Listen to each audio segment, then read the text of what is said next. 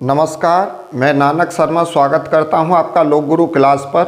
और जीएस की इस श्रृंखला में आज बहुत महत्वपूर्ण क्वेश्चन होने वाले हैं और इसमें अधिकांश क्वेश्चन किसी न किसी पेपर में आए हुए होते हैं। पहला भी क्वेश्चन यूपी पुलिस 2019 में आया हुआ है। तो देखेंगे, पहला क्वेश्चन कहता है भारत में कथक नृत्य के शास्त्रज्ञ कौन है। शास्त्रज्ञ का मतलब है संगीतकार, बहुत ऊंचे जाने माने संगीतकार कथक के कौन है।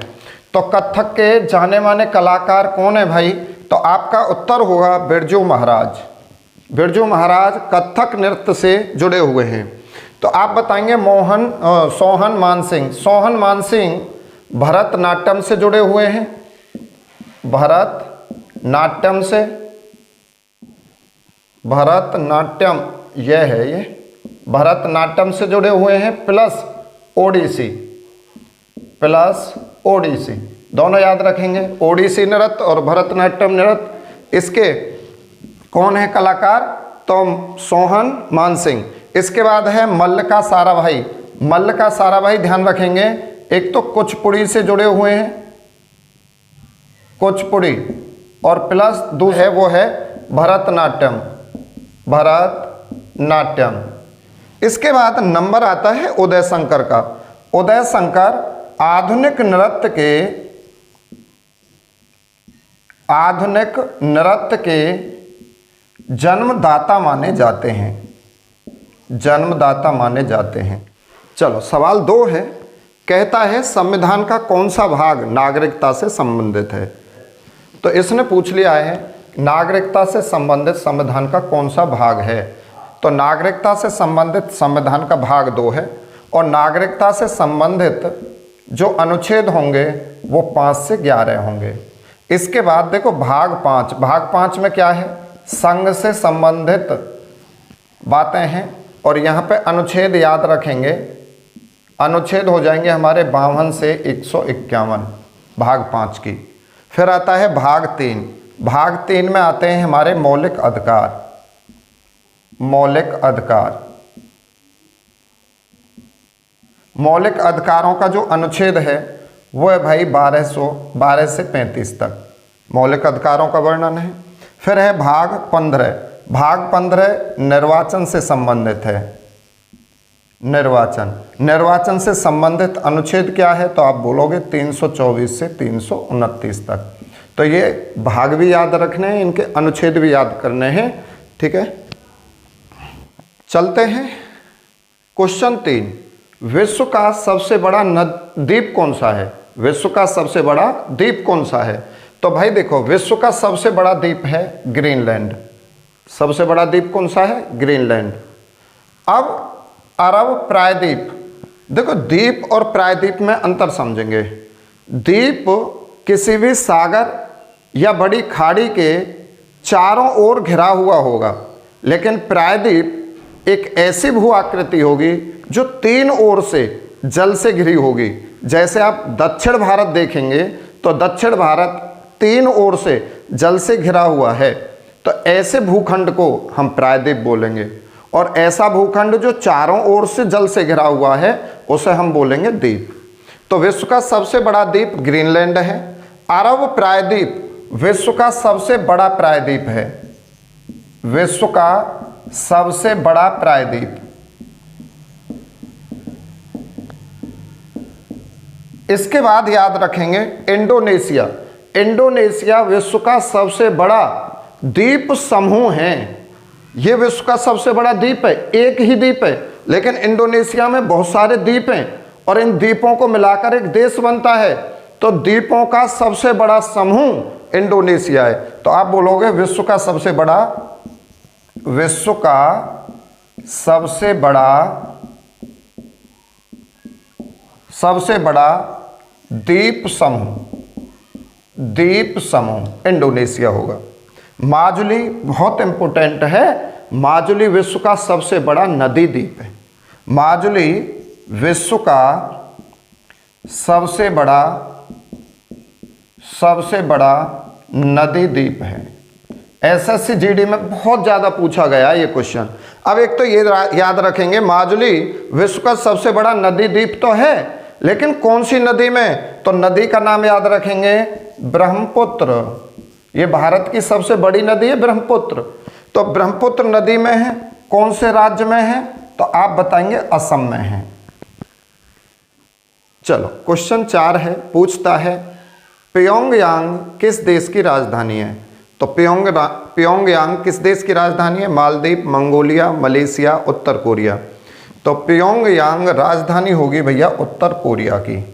इसके बाद देखेंगे मालदीव की राजधानी क्या है? तो आप बोलोगे माले है।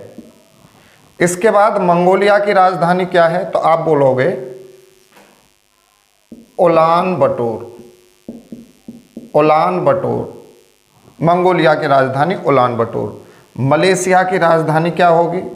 तो आप बताएंगे कुआलालंपुर।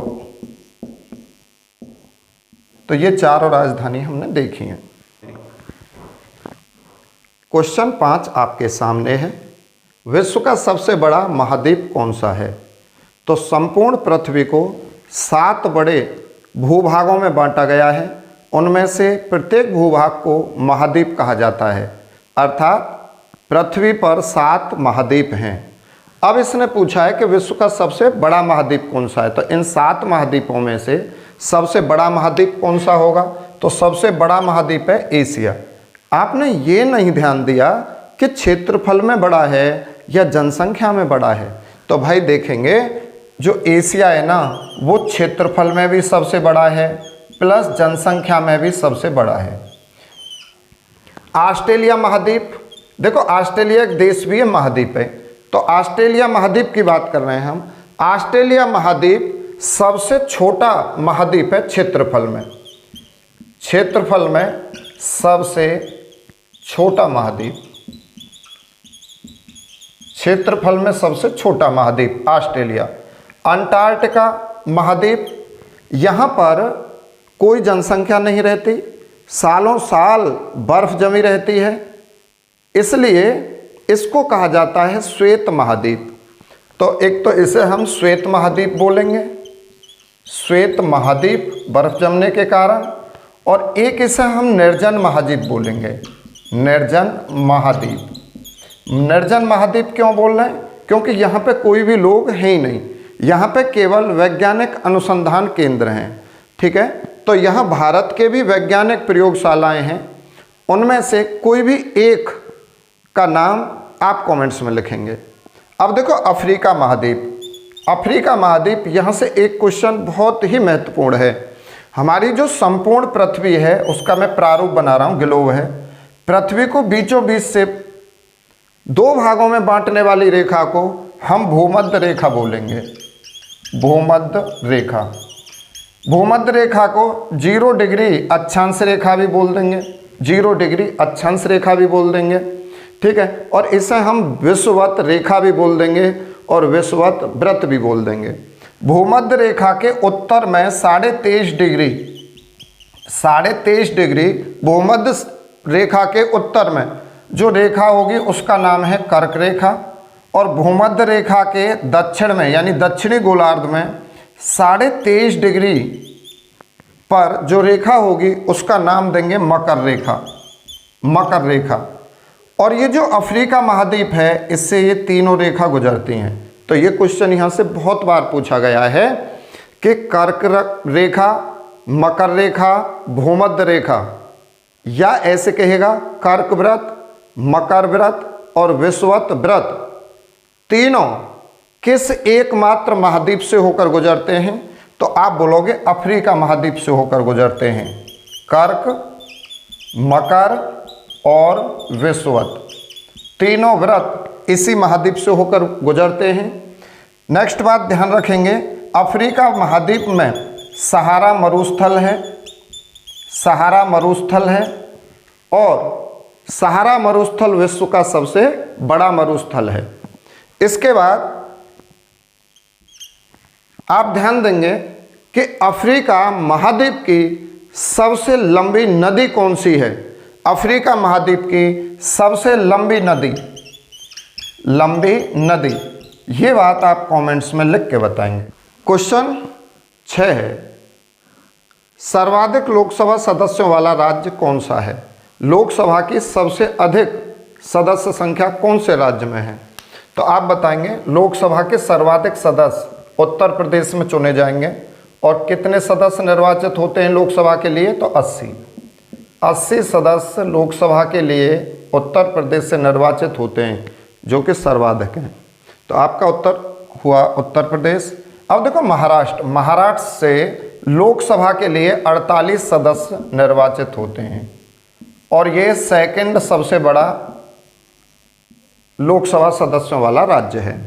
इसके बाद याद रखेंगे पश्चिम बंगाल से 42 सदस्य लोकसभा के लिए चुने जाते हैं और ये भारत का तीसरा सबसे बड़ा लोकसभा सदस्यों वाला राज्य है। अब देखो दिल्ली से 7 सदस्य लोकसभा के लिए निर्वाचित होते हैं और दिल्ली सभी केंद्र शासित राज्यों में सर्वाधिक लोकसभा सदस्यों वाला राज्य है। सर्वाधिक लोकसभा सदस्यों वाला राज्य, सदस्यों वाला केंद्र शासित राज्य। तो सबसे ज़्यादा केंद्र शासित राज्यों में पूछे तो आप बोलोगे दिल्ली है। सवाल 7 है, कहता है मनुष्य के शरीर में कितनी हड्डियां होती हैं? तो मनुष्य के शरीर में कितनी हड्डियां होंगी? तो देखो भाई इसमें अलग अलग कंडीशनल बात है, ठीक है। तो अगर हमसे कहता है कि वयस्क मनुष्य में कितनी हड्डियां होंगी, तो वयस्क में होती हैं, वयस्क मनुष्य में हड्डियों की संख्या होती है 207। तो अगर यही ज़्यादा पूछा जाता है कि वयस्क मनुष्य में हड्डियों की संख्या क्या होगी? 206। इसके बाद 208 हड्डियां होती हैं बच्चों में। ये भी पूछ लिया जाए कभी कभी कि बच्चों में कितनी हड्डियां होंगी? 208। अब ये 300 हड्डी कौन में होंगी? तो आप बोलोगे नवजात शिशु में, ठीक है। अब 14 हड्डी किस में होंगी? तो 14 हड्डी भी हमारे शरीर में होंगी चेहरे में। तो ये चेहरे में होती हैं 14 हड्डी। अब आप एक कमेंट्स में बताना है संधि रहित हड्डी कौन सी है, यानी ऐसी हड्डी जो किसी दूसरी हड्डी से नहीं जुड़ती है ना, जो किसी दूसरी हड्डी से नहीं जुड़ी हुई है, ऐसी हड्डी का आप नाम कमेंट्स में देना है। चलो क्वेश्चन नंबर 8 है, कहता है विश्व पर्यावरण दिवस कब मनाया जाता है? तो विश्व पर्यावरण दिवस मनाया जाता है 5 जून को। विश्व पर्यावरण दिवस 5 जून को। अब 14 जून में आप बताएंगे विश्व रक्तदान दिवस। इसके बाद है 20 जून को मनाया जाता है विश्व शरणार्थी दिवस।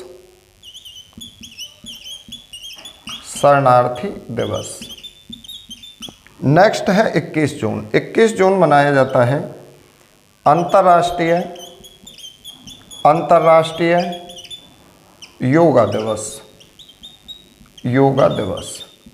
अंतर्राष्ट्रीय योगा दिवस 21 जून। तो ये बहुत ही इम्पोर्टेंट है, अंतर्राष्ट्रीय योगा दिवस और विश्व पर्यावरण दिवस 5 जून। अब एक चीज़ आप खुद देखेंगे, जो 21 जून है ना, हम कौन से गोलार्ध में बैठे हैं? उत्तरी गोलार्ध में। उत्तरी गोलार्ध में सबसे बड़ा दिन कब होता है? 21 जून को। 21 जून को उत्तरी गोलार्ध का सबसे बड़ा दिन होता है। सबसे बड़ा दिन। अब आप बताएंगे कमेंट्स में कि दक्षिणी गोलार्ध में सबसे बड़ा दिन कब होता है और संपूर्ण पृथ्वी पर दिन रात बराबर कब होते हैं? भारत एवं चीन की रेखा का नाम क्या है? तो भारत एवं चीन की सीमा रेखा का नाम क्या है? तो पहले तो ध्यान देंगे, चीन एशिया का सबसे बड़ा क्षेत्रफल वाला देश है। एशिया का सबसे बड़ा क्षेत्रफल वाला देश कौन सा है? चीन। जनसंख्या में भी विश्व में सबसे बड़ा देश कौन सा है? चीन। चीन की राजधानी बीजिंग, चीन की मुद्रा युआन और चीन के राष्ट्रपति शी जिनपिंग। तो इतनी बात हमें पता होनी चाहिए। चीन सर्वाधिक देशों के साथ सीमा बनाता है विश्व में, 13 देशों के साथ। अब देखो यहाँ पे भारत और चीन के बीच जो सीमा है उसका नाम क्या है? तो आप बोलोगे मैकमोहन रेखा। मैकमोहन रेखा भारत और चीन के बीच सीमा बनाती है। रेड क्लिफ रेखा कौन के बीच है? तो आप बताएंगे भारत और पाकिस्तान। भारत और पाकिस्तान के बीच है रेड क्लिफ। 49वीं समांतर रेखा किन दो देशों के बीच है? तो ये रेखा है अमेरिका, अमेरिका प्लस कनाडा। और कनाडा विश्व में क्षेत्रफल की दृष्टि से दूसरा सबसे बड़ा देश है। इसके बाद आता है डूरंड रेखा। डूरंड रेखा है भाई एक तो पाकिस्तान के मध्य और एक अफगानिस्तान। अफगानिस्तान, पाकिस्तान और अफगानिस्तान। प्रारंभ में ये रेखा भारत और अफगानिस्तान के बीच में थी, लेकिन जब पाकिस्तान बना 1947 में तो फिर पाकिस्तान और अफगानिस्तान के बीच में आई है। ठीक है, आज की सीरीज का ये अंतिम सवाल है। अगर आपने ये पहली बार सीरीज देखी है इस तरह से हमारी, तो एक तो भाई चैनल है सब्सक्राइब कर लेंगे और एक दो मित्रों पे शेयर भी करेंगे। अगर वीडियो अच्छी लगी है तो कमेंट्स में बताएंगे, लाइक भी करेंगे। इसके बाद ध्यान देंगे हमारी मैथ की, रीजनिंग, हिंदी सबकी वीडियो आ रही हैं, तो चैनल पर जाकर आप वहाँ से देख लेंगे। इसने पूछा है निम्न में कौन सा एक असंगत है, यानी कौन सा विकल्प गलत है। सबसे पहले कहा कोशिका का अध्ययन साइटोलॉजी।